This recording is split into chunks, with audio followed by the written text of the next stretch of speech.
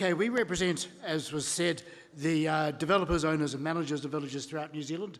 Just to give you a little bit of context, 350 member villages, 26,600 dwellings, which is increasing at a rate of about 40 per week. 63% corporate, 24% independent, 13% not-for-profit. We've got 34,500 residents. When I give these stats in New Zealand, I usually say that that figure represents roughly the population of a provincial city like Timaru. And I asked Peter Nielsen, who I was sitting next to before, whether he could give me some Australian towns with a similar sort of population. He reeled off half a dozen, none of which I was familiar with or even pronounced correctly. So we'll just stick with Timaru. Hopefully that means something to you. The residents, that's about 12% of the over 75 population, and that number is increasing at a rate of about 60 per week. $11.5 billion capital value and about 96% of the industry are members. And what I'm going to talk about, I think, goes to the heart of why we have such a high percentage of the industry as members. I'm going to talk quickly about the history of our current legislative regime, which is the basis for our auditing program. Talk quickly about how the audit's done and why it's successful. Look at some industry self-management areas, particularly our disciplinary authority, and then look at its application to the Retirement Living Council's LifeMark scheme. Before we get too carried away, we have, of course, some photographs of some happy residents, because residents are at the heart of what we do.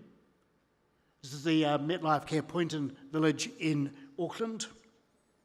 These guys are just at the opening of the new Somerset village in Nelson. This village is probably the closest to where I live. This is Bob Scott village in Petone, built by Ryman Healthcare. My President's Village, which is a repurposed hotel site in Christchurch called Russley. I need to show that for political reasons, obviously. These are some shots from the Settlers Village in Albany, just to show you that we do have quite nice facilities in the system. Anyway, world-leading consumer protection is at the heart of what we do. The Retirement Villages Act is at the heart of it, and at the heart of that there is a thing called a registration, which places a memorial on the title of the village. So every retirement village has to be registered. When it's registered, basically residents then have total protection ahead of all other creditors, including the bank. Probably the only industry where the bank comes second. We also have an organisation or body of statutory supervisors who are responsible for the oversight of the village, and they report to the Financial Markets Authority and to the Registrar of Retirement Villages that the village is being managed in a correct and proper manner. If it's not, they have some statutory obligations to step in and direct. Residents must receive mandatory legal advice before they sign the contracts, and we have a code of residence rights and a code of practice, which is what our auditing regime is all about. In the beginning, around about 1989, the association was formed, and one of the things which we felt we needed was a code of practice, an industry-based code of practice, with a key objective, as you can see there, maintaining high and consistent standards for all participants across the retirement village industry. And this rather bold statement became the first industry code of practice in 1990. And the Code of Practice set out the range of rights and obligations between operators and residents. It was principally for two purposes, which still exists in a way. The first one was a need to bring order and quality control to a very new industry with some very new and innovative approaches to tenure, what we call the Licence to Occupy regime that you know as the DMF or Deferred Management Scheme. That was so new and radical, the opportunity or the fear of exploitation of residents was quite real. So this was a response to that particular concern. And the second reason was to distinguish member villages from non-members, which is still at the heart of what we do today. So the first objective wanted to clarify rights and obligations, promote fair trading practices, facilitate information disclosure in all documents, and you can read this as well as I can, but you'll see that basically formed the basis of where we were going to in the legislation. What we wanted to do when we set all this up was create some general principles around how villages should be run. At the heart of it, residents' well-being and interests, on one hand, were balanced with management's rights, given due consideration. We wanted to make sure that residents' freedom was restricted as little as possible. And I noted the comments this morning from the Residents Association here about managers' approach to managing the village and their impact on residents' lives. We wanted to make sure that our residents had as much freedom as they could.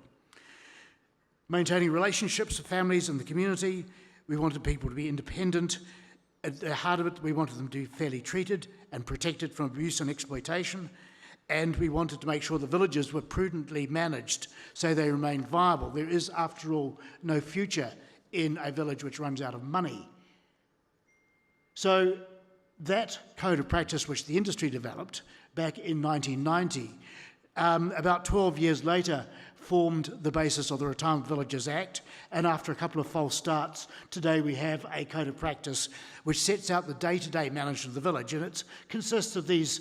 There are 10 points, 5 on this slide, which you can read there, as well as I can, and on this one, where we talk about some more important things. For example, the 2 bits there in the middle about what happens if a unit is destroyed, and the insurance requirements arose directly as a result of the Christchurch earthquakes, where we found that the code of practice at that stage was deficient. So the association lobbied government to get it amended so that residents' rights were more effectively protected, if you like. The Code of Residents' Rights is a more generic statement, but it's enshrined in legislation. ORA stands for Occupation Right Agreement, which is the contract between the operator and the resident, and it sets out a series of rights there, which again are important, well, actually crucial, not to put too fine a point on it. So turning now to our accreditation regime, essentially it's got these key points. Accreditable auditing agencies at arm's length. We set the audit standards based on the legislation I've just touched on. We have a series of template policies to assist members to get it right. There is a mandatory audit every 3 years, and if an operator doesn't pass, we keep re-auditing them until they do. And once they are passed, they become an accredited member, and we also hold members accountable. So we have 3 auditing agencies, and the same people who audit our residential care. Now, our rest homes and care facilities are audited regularly by the Ministry of Health and the DHBs, but there is no government organisation which audits retirement village compliance. So we said, as a responsible industry association, this is something we can do. So we've used what we've learned on the care side of the business and used the same organisations that audit care. We set the standard and we train the audit staff. The costs are a fixed fee between $1,000 and $1,250 depending on the audit agency we use. There is no income stream for the RVA in this. And the visits to the village follow a standard pattern, which are those half dozen bullet points down there, the bottom there. It's very much about checking the documentation, talking to staff, talking to residents separately from each other, obviously, rounding off with the manager where the deficiencies may be, and then giving advice to us. And we issue the audit certificate, and we encourage our people to exhibit that publicly. Not that you can read it particularly, but this is what the audit template looks like. The body of text in the middle there is an extract from the Code of Practice. The auditor then explains how they're verified, compliance, and a rating, which is basically pass or fail. And where they failed, as I said, they have to go back. When they pass, they get one of these. And this is exhibited in the foyer. And we say to residents and intending residents, make sure you ask to see the certificate of accreditation, because that's your guarantee this village complies with the law. After all, remember, there's no government agency which does it, so we do it ourselves. It's valid for 3 years.